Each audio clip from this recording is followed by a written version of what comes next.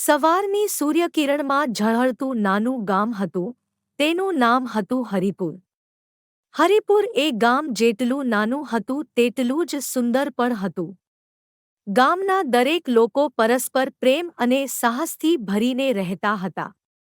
એક રાત્રે એક કાગડો ગામમાં આવ્યો. તે કાગડો ઘણો બુદ્ધિશાળી અને ચાલાક હતો. ગામમાં આવતા જ તેણે જોયું કે ત્યાંની દરેક ચીજ ચમકતી અને સુંદર હતી. તેની નજર ત્રિપેડ પાસે ઊગી રહેલી મગફળીના ખેતરો પર પડી.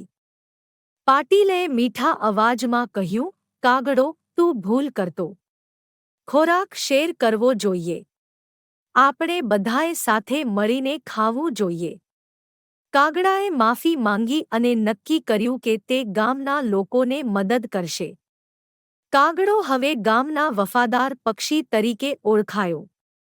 તે ચકલીની સાથે ખેતરોની રક્ષા કરવા લાગ્યો.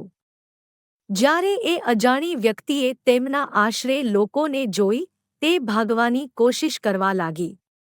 પાટીલે શાંત અવાજમાં કહ્યું, એ ઊભો રહે. તું કોણ છે અને અહીં શું કરી રહ્યો છે? એ વ્યક્તિનો ચહેરો સફેદ થઈ ગયો. માફ કરજો, હું તાજેતરમાં આ ગામમાં આવ્યો છું. મને ખબર પડી કે અહીં ખજાનો છે. આ ખજાનો મેં ખોદવા પ્રયત્ન કર્યો.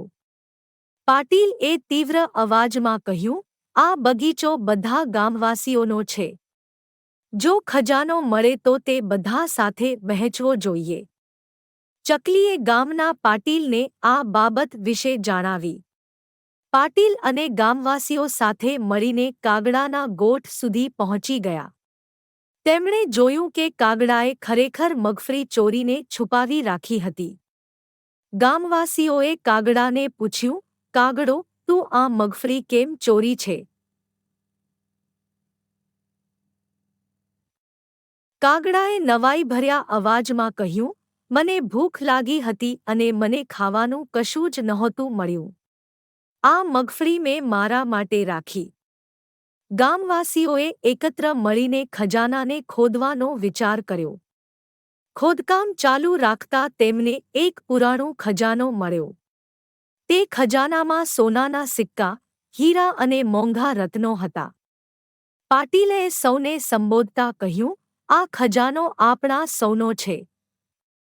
આપણે તે ગામના વિકાસ માટે વાપરવો જોઈએ. ગામવાસીઓએ એમ વિચાર્યું કે તે ખજાનાના પૈસાથી નવા સ્કૂલ, હોસ્પિટલ અને બગીચા બનાવશે. કાગડો અને ચકલીની આ હિંમત અને સમજદારીથી ગામનું વિકાસ થયું. આ રીતે કાગડો અને ચકલી ગામના વીર તરીકે જાણીતા થયા. મોરલ: સંઘર્ષ અને સહકારથી મોટા સફળતા મળે છે.